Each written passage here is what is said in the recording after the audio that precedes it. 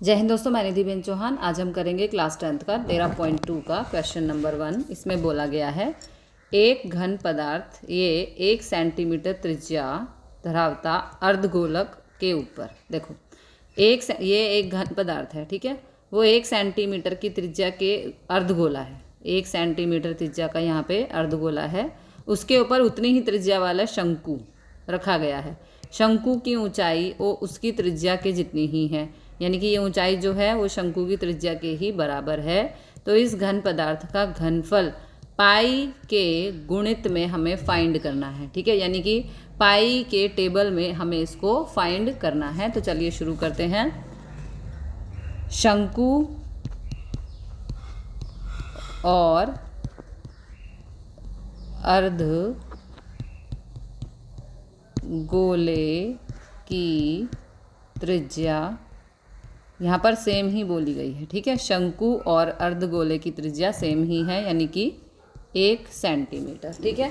उसके बाद शंकु की ऊंचाई, ये जो शंकु है इसकी ऊंचाई, शंकु की ऊंचाई यहाँ पर हमें दी गई है h, यानी बराबर शंकु की त्रिज्या।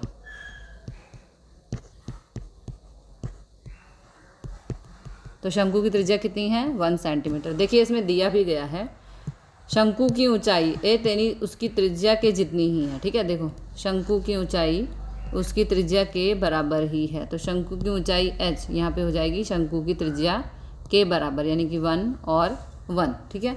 अब यहाँ पे घन पदार्थ का हमें घनफल, ये जो घन पदार्थ है इसका हमें घनफल फाइंड करना है। तो घन पदार्थ का घनफल बराबर क्या होगा? यहाँ पर शंकु का घनफल प्लस जो अर्धगोला है उसका घनफल, दोनों को हम जोड़ देंगे। शंकु का घनफल प्लस अर्धगोले का घनफल, दोनों को हम यहाँ पर जोड़ देंगे। तो शंकु का घनफल हो जाएगा सूत्र 1/3 पाई r स्क्वायर h प्लस अर्धगोले का घनफल है यहाँ पर 2/3 पाई r का घन। अब यहाँ पर इसमें हमें बोला गया है क्वेश्चन में कि पाई के गुणित में उसका आंसर हमें फाइंड करना है, ठीक है। तो देखिए 1/3 पाई को हम पाई ही रहने देंगे, r का मतलब है यहाँ पे 1 का स्क्वायर और h भी है 1 plus 2/3 pi as it is, because हमें आंसर पाई में ही फाइंड करना है, इसलिए पाई को हम यहाँ पर चेंज नहीं कर सकते और r की जगह 1 का घन, ठीक है।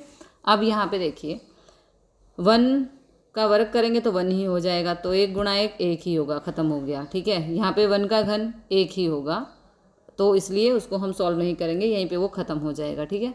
तो यहाँ पे क्या बचा हमारे पास? पहले तो हम यहाँ से पाई और यहाँ से पाई ले लेंगे कॉमन, लेकिन अभी देखो ये 1/3 और 2/3 प्लस में बाकी है, तो इसे हम कर लेंगे सॉल्व। 1/3 प्लस 2/3 छेद एक जैसा है इसलिए एक बार लेंगे, ऊपर हो जाएगा 1 + 2 यानी कि 3/3, 3 से 3 कटाया 1। अब पाई को 1 से गुणा करेंगे तो क्या आएगा? 1 ही पाई ही आएगा ना, इसलिए हमारा आंसर आ गया पाई। ओके, अगला क्वेश्चन देखते हैं। अगले क्वेश्चन में हमें बोला गया है इंजीनियर के विद्यार्थी ने रसेल ने नलाकार के दोनों तरफ पतली एल्यूमिनियम की शीट में से बने हुए शंकु लगाए हैं, ठीक है। ये रसल है और इसमें दोनों तरफ यहाँ पे एल्यूमिनियम के शंकु लगाए गए हैं। नमूने में व्यास, देखो यहाँ पे व्यास है हमारा 3, तो r हो जाएगी 3/2, ठीक है। तो r हो गई हमारी 3/2 और लंबाई 12 सेंटीमीटर। तो यहाँ लंबाई का मतलब है, लंबाई यहाँ पे 12 सेंटीमीटर दी गई है, ठीक है। और शंकु की ऊंचाई कितनी है? 2, तो h बराबर कितना हो गया? 2।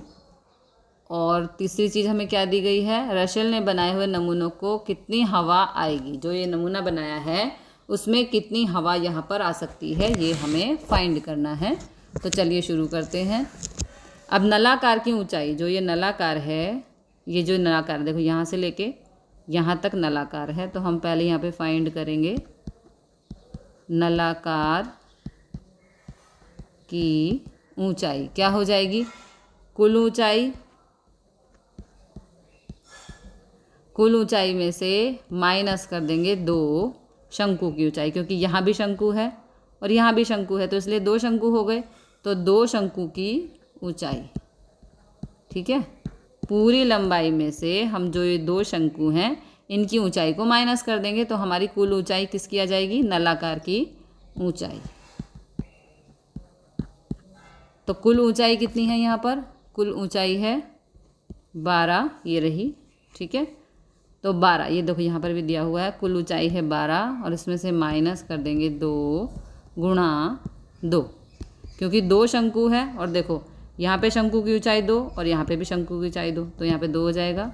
12 माइनस 2 दूनी 4, 12 में से 4 गया तो 8, यानी कि नलाकार की ऊंचाई जो ये एरिया है ये हमारा आ जाएगा 8। ठीक है, बिकॉज यहाँ से भी 2 कट गया और यहाँ से भी 2 माइनस हो गया, तो टोटल 12 था, 12 में से 2 गया तो 10 और 10 में से 2 गया तो 8, यानी कि जो है शंकु की ऊंचाई, सॉरी नलाकार की जो ऊंचाई है वो हो जाएगी 8 सेंटीमीटर। आगे के लिए चलते हैं अगले पेज पर।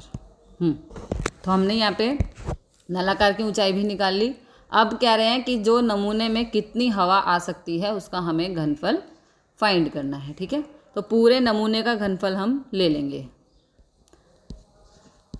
नमूने का घनफल, ठीक है, तो नमूने में क्या क्या है? एक तो नलाकार है, यानी कि नलाकार का घनफल आ जाएगा, और दूसरी चीज़ है यहाँ पे शंकु, 2 तरफ नलाकार का घनफल प्लस 2 शंकु का घनफल। ठीक है, बहुत ही इजी सम है। नलाकार का घनफल, बिकॉज ये आकृति नलाकार है और 2 शंकु हैं यहाँ पर, एक ये रहा एक ये रहा, तो दोनों को जोड़ देंगे। अब यहाँ पे लगा देंगे फॉर्मूला। नलाकार का घनफल होता है पाई r स्क्वायर h प्लस 2 गुणा शंकु का घनफल होता है 1/3 पाई r स्क्वायर h। ओके, अब यहाँ पे सभी वैल्यूज़ को सबसे पहले हम पाई r स्क्वायर ले लेंगे कॉमन, अंदर बचा h प्लस 2/3h। ओके, तो अब यहाँ पे हम वैल्यूज़ को पुट करेंगे। पाई की जगह 22/7, आर थी हमारी 3/2 गुणा 3/2, अंदर यहाँ पे आ जाएगा 8। ठीक है, क्योंकि ये नलाकार के घनफल की h है तो यहाँ पे आ जाएगा 8 प्लस 2/3, और शंकु की ऊंचाई कितनी थी हमारी? 2 है ना, 2 थी ना यहाँ पर, तो ये हो जाएगा गुणा 2। ओके, अब इसे हम यहाँ पे सॉल्व करेंगे। तो सबसे पहले देखो 2 से ये हो गया सॉल्व तो 11। ठीक है, यहाँ पे बचा 11/7 गुणा 3/2, अंदर की बात करते हैं 8 का 8, 2 दूनी 4/3। ठीक है, अब इसको हम यहाँ पे कर लेंगे। देखो अगले पेज पर नहीं, अगले पेज पे तो पता ही नहीं चलेगा। इस वाली पूरी वैल्यू को हम यहाँ पे सॉल्व कर लेते हैं। 11/7 गुणा 3/2, और अंदर देखिए बीच में प्लस है ना, तो यहाँ हो जाएगी तिरछी गुणा, यहाँ मानते हैं 1 है। ठीक है, तिरछी गुणा और फिर छेदों की गुणा, तो 8 दिया 24 प्लस 4 एकम 4 और 3 एकम 3, पहले तिरछी गुणा और फिर छेदों की गुणा, तो ये हो गया 11/7 गुणा 3/2, और अंदर आ गया 24 और 4 28/3। ठीक है, ब्रैकेट का मतलब गुणा है, तो 3 से 3 गया कट। ठीक है, फिर 2 से कट गया 28, 2 एकम 2, 2 चौक 8, यहाँ पे क्या बचा 11/7 गुणा 3/14। ठीक है, यहाँ पे लाइन डालते हैं ताकि अलग अलग पता चले। अब 7 से 7 एकम 7, 7 दूनी 14, तो हमारे पास बचा गुणा 3 गुणा 2। तो यहाँ पे आंसर देखो 3 दूनी 6, 6 को 11 से करेंगे तो आएगा 66, यानी कि हमारा घनफल आ गया है 66। तो मिलते हैं अगले क्वेश्चन के साथ अगली वीडियो में। जय हिंद, जय भारत।